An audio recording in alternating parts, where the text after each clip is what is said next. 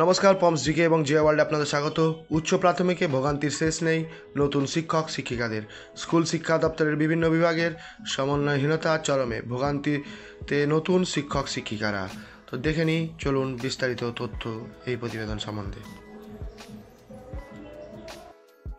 School service কমিশনের SSC 2012 সালে regional লেভেলে সিলেকশন টেস্ট সফল হয়ে আলিপুরদুয়ারের চাপালি হাই স্কুল শিক্ষাকর্মীর চাকরি পেয়েছিলেন। আবার এসএসসির সম্প্রতি কাউন্সিলিংয়ে উচ্চ প্রাথমিকে পিওর সায়েন্সের শিক্ষকতার চাকরি পেয়েছেন একই স্কুলে।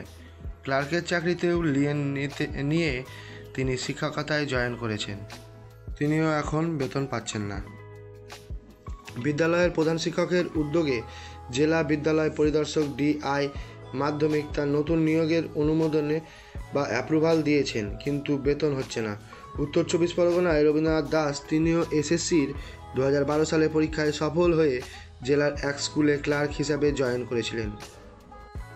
তিনিও সেই একই প্রবলেমে সেই চাকরি থেকে লিয়েন নিয়ে সম্প্রতি শিক্ষক হিসাবে জেলারই অন্য স্কুলে জয়েন করতে গেলে নতুন শিক্ষকের তরফ থেকে তাকে বাধা দেওয়া হয়। রবীন্দ্রনাথকে বলা হয় লিয়েন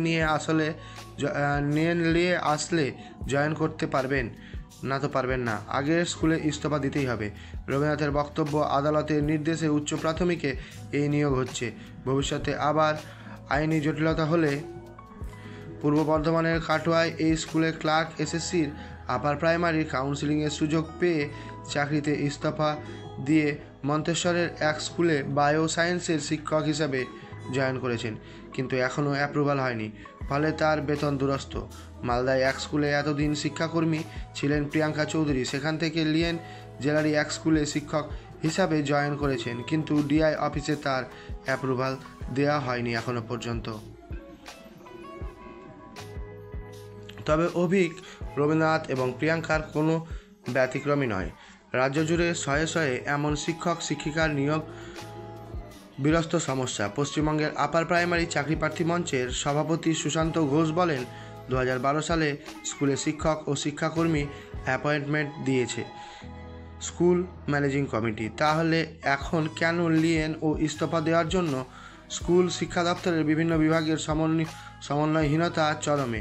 স্কুল শিক্ষা দপ্তরের আধিকারিকরা বলছেন শিক্ষক পদে এমন কোনো সমস্যার কথা তাদের জানা নেই, তবে ক্লার্ক থেকে লিয়েন নিয়ে স্কুলের সভাপতি বা স্কুলে মাস্টার হওয়ার ক্ষেত্রে অসুবিধা। রাজ্যের সমস্ত স্কুলে এখন শিক্ষক শিক্ষিকা এবং শিক্ষাকর্মীদের বেতন দেওয়া হয় ISMS পোর্টালের মাধ্যমে। সেখান থেকেই আগে কর্মরত শিক্ষকদের নাম ডিলিট করতে হবে, তা না হলে যারা শিক্ষক পদে জয়েন করেছেন তাদের ডুপ্লিকেট এন্ট্রি দেখাবেই, সেই জন্য এই প্রবলেম।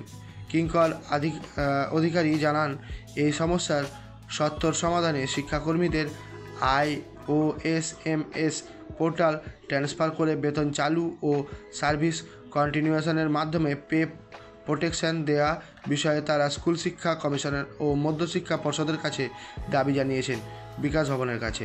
শিক্ষাকর্মী ও শিক্ষক বেতনের কাঠামো পৃথক, আগেই চাকরির ইস্তফা দিয়েই শিক্ষকতার যোগ দিতে, তারপরে সার্ভিস কন্টিনিউয়াস জন্য স্কুল শিক্ষার দপ্তরের অধীন হতে হবে। এই ছিল আজকের বিস্তারিত তথ্য। যদি আপনাদের জন্য গুরুত্বপূর্ণ হয়ে থাকে অবশ্যই প্রিয়জনদের উদ্দেশ্যে শেয়ার করতে পারেন এবং ভিডিওটি ভালো লাগলে লাইক এবং চ্যানেলটি সাবস্ক্রাইব করতে পারেন আগামীতে এরকমই আরও তথ্য পাওয়ার জন্য। Thank you, watch again.